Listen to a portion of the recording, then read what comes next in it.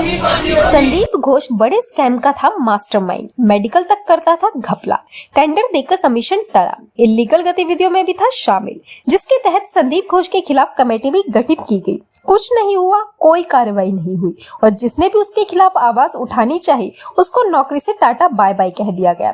पर यह सिलसिला कब तक चलता? 8 अगस्त की रात को कोलकाता कांड ने उसके सारे अपराधों को मानो तो रोक लगा दी हो, जिसके बाद उस पर सीबीआई की तलवार आ लटकी और उसके पापों का घड़ा अब सीबीआई ने तोड़ दिया है। जिसके बाद सीबीआई ने डॉक्टर पर शिकंजा कसते हुए उसे गिरफ्तार कर लिया। अब उसके बाद एक चौंकाने वाला खुलासा सामने आया है। आइए इस वीडियो में आपको पूरा मामला समझाते हैं। दोस्तों, कोलकाता में 9 अगस्त की सुबह अर्जीकर अस्पताल में डॉक्टर से हैवानियत और हत्या का मामला तूल पकड़ता नजर आता है। आए दिन इस मामले में कोई बड़ी बड़ी बातें सामने आती है।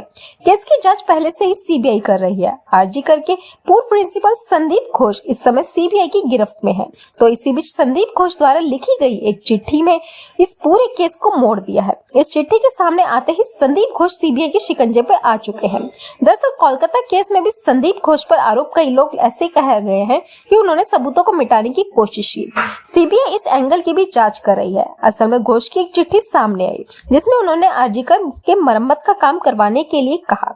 उसमें वह जगह भी शामिल थी जहां ट्रेनी डॉक्टर के साथ रेप हुआ था। ये चिट्ठी संदीप घोष ने 10 अगस्त को पीडब्ल्यूडी को कॉलेज में मरम्मत करवाने के सिलसिले में लिखी थी। घटना के अगले दिन पीडब्ल्यू को पत्र लिखना था अपने आप में कई सवाल खड़े करते हैं। वहीं अब जब कॉलेज में मरम्मत का काम शुरू हुआ तो हंगामा मच गया और मरम्मत के काम पर भी रोक लगा दी गई।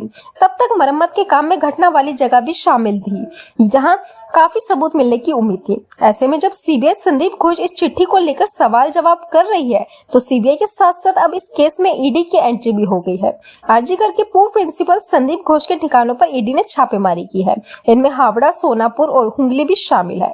हुंगली में तो संदीप घोष के रिश्तेदार का घर है। ऐसे में वहां रेड डाली क्यों गई, ये भी एक बड़ा सवाल है। बता दें कि कोलकाता रेप मामले में संदीप घोष की भूमिका को संदीप माना जा रहा है। वारदात के बाद उसकी तरफ से कई ऐसे एक्शन लिए गए जो सवाल के घेरे में हैं। इसी वजह से सुप्रीम कोर्ट की तरफ से भी उन्हें कड़ी फटकार लगाई गई और बाद में सीबीआई ने उन्हें गिरफ्तार कर लिया। इस समय संदीप घोष कई दूसरे मामलों में भी फंसे हुए हैं, उनमें सिर्फ ये कोलकाता केस शामिल नहीं है। अब इसी के साथ आपको ये भी बता दें कि अर्जीकर अस्पताल में हुए बलात्कार और हत्या मामले में गिरफ्तार मुख्य आरोपी संजय रॉय ने एक बड़ा खुलासा किया है।